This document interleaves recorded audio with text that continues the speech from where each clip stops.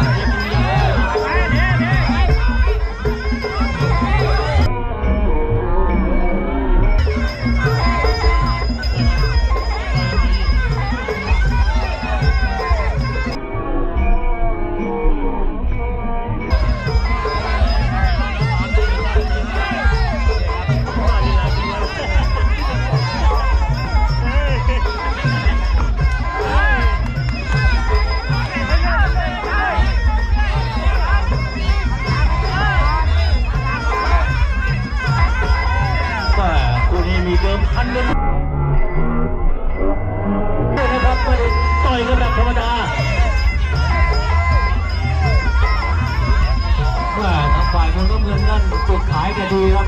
เล่นมีลูกเล่นให้เห็นตลอดหัวหน้าไม่สนแล้วภาพคือเอ็นขวาไปตีมือก่อน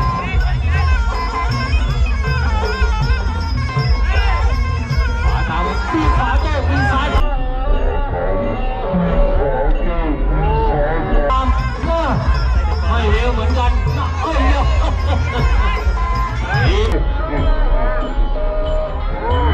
ซ้ายถึงศูนย์เลย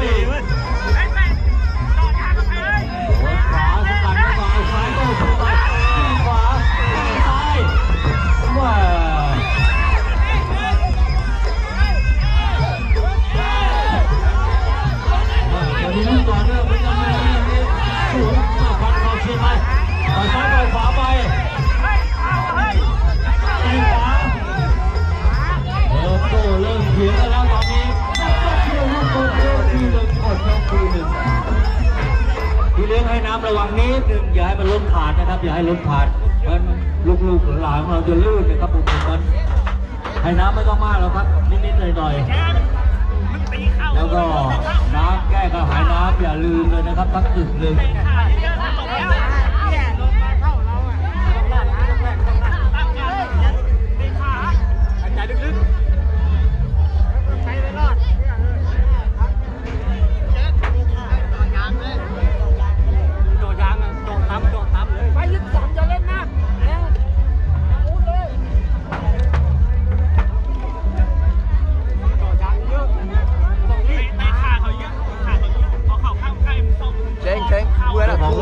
สุดท้ายทะเบียนบย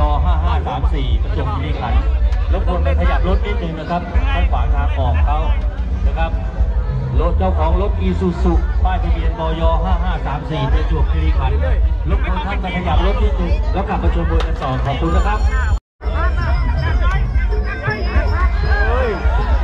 ขวาเริ่มทำงานแล้วนะครับทุกคนดูขวาต้นเลยว่าเตะขวาเข้าแรงไม่ชอบขาไปลงออกจากคน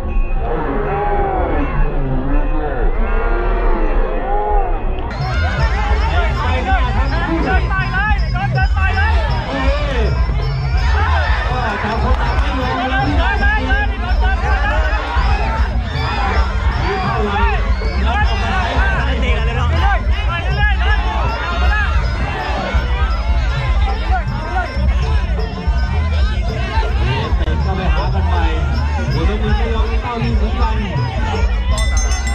ยกที่สองครับยกที่สอง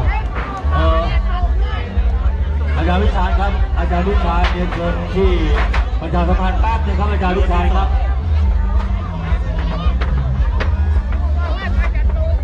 ยกเดียวโดนไม่ต้องเร่งโดยการโยนล่ะโดยการโยนต่อไปยกที่3เป็นการยกสุดท้ายโดยการโยนเฮ้ยยกสุดท้ายแล้วมาใส่วันนั้นเดี๋ยวยูเราด่านักกล้าเราพี่จะบอกเลยหรือหรอเดียร์พวกเนี่ยเอาจิ้มหลักเต้นดิเอาจิ้มหลักดูนะในบ้านน่าถูกเฮ้ยมันไม่รู้หรอกฝั่งที่เรียนอยู่เรียนให้ทราบผู้นี้มีเดิมพันเปลี่ยนปลายดวงเราจะแข่งขันกัน5 ยกนะครับแล้วก็ผู้ไหนต่อย3 ยกเดียวกันเดียวครับเพื่อให้ประชาสัมพันธ์ให้ทราบดีๆนะครับไม่มีใครยอมใครเหมือนกันก็พุทธากับพุทธเสียใจเสียมาหลายเที่ยวแล้วการแย่งมาว่ากันใหม่หมาเชี่ยวลูก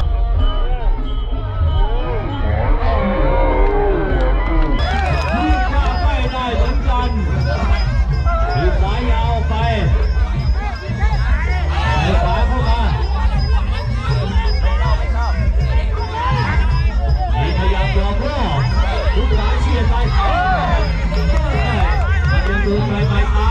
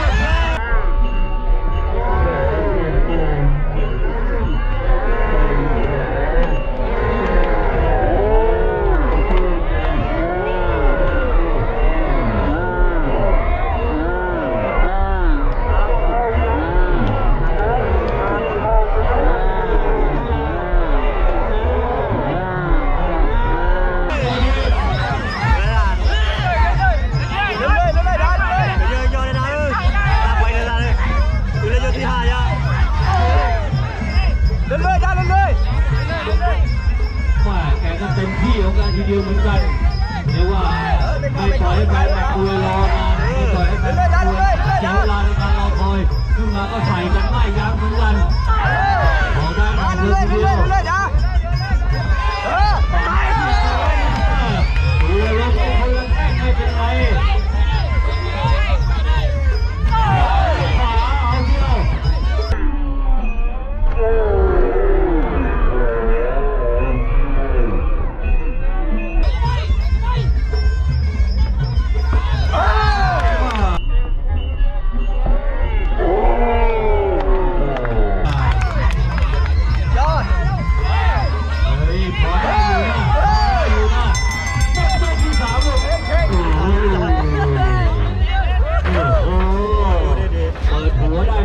เกลียดครับคู่นี้มวยเขาตั้งใจชกกันจริงๆเช็คเรื่อยๆว่าเรื่อยๆว่าเช็คว่าคู่ที่2เจอตัวได้เลยนะครับคอยมันมีเตะถูกไม่ได้มันต้องเตะข้ามมันอย่าเตะถูกเตะไม่ถึงเดินออกได้เลยเนี่ยชนะแล้วเตะข้ามมันโจยานมึงเตะเป็นป่ะขึ้นนะ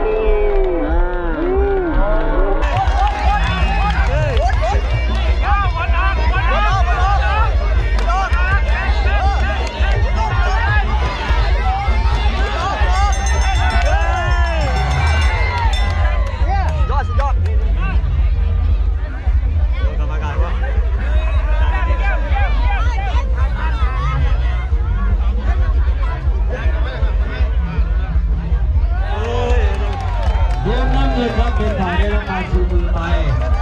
ก็